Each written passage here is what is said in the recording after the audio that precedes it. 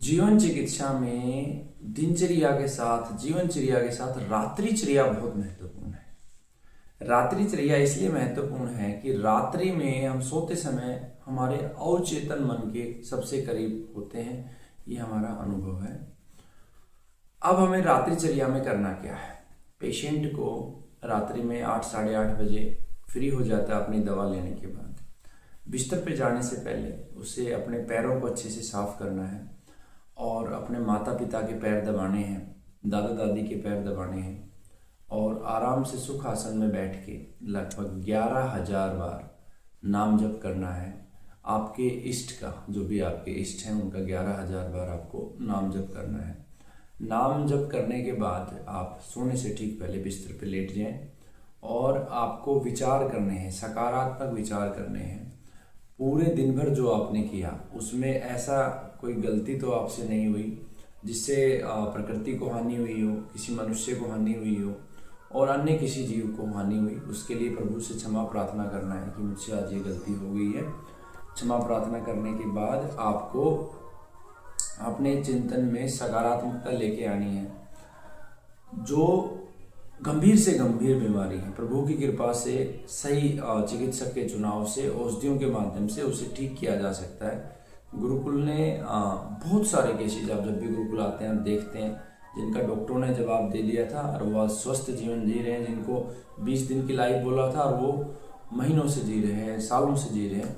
तो जीवन केवल परमात्मा के हाथ में है। और ये मैं आपको ऑन कैमरा बोल रहा हूँ कि अगर आपने 100% परमात्मा को अपने आप को समर्पित करके इन औषधियों का सेवन किया तो आपका जीवन एक साधारण व्यक्ति से श्रेष्ठ जीवन और अधिक आयु वाला होने वाला है।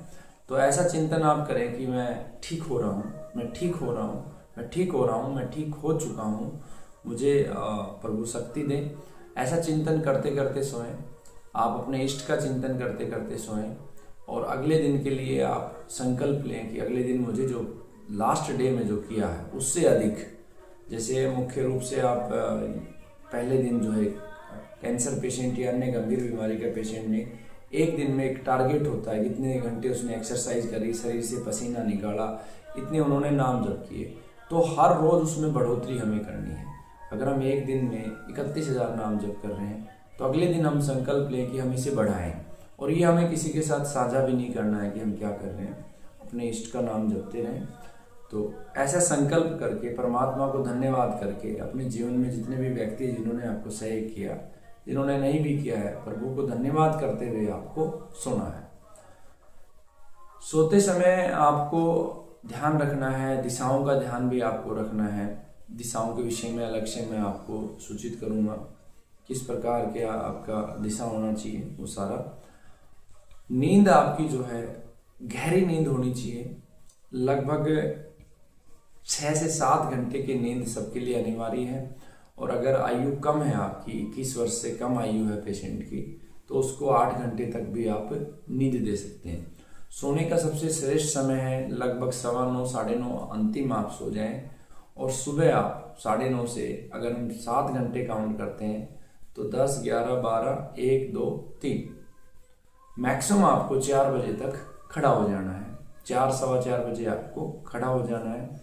खड़े होते ही आपको परमात्मा को धन्यवाद करना है, धरती माँ को प्रणाम करना है और फिर से आपको 10 मिनट के लिए बैठ जाना है सुखासन में जमीन पे और ध्यान करना है। ध्यान आपको अपनी सांसों के ऊपर करना है। सांसों का ध्यान करेंगे और प्रभु के नाम जप करेंगे और उसके बाद अपनी दिनचर्या में, जैसा दिनचर्या में आपको बताया गया है उसमें लौट जाएं। आप इस रात्रिचर्या का पालन करें, इससे आपको अद्भुत लाभ मिलेगा और प्रभु आपके, परमात्मा आपके सभी रोगों को हर लेंगे। वंदे गो माता।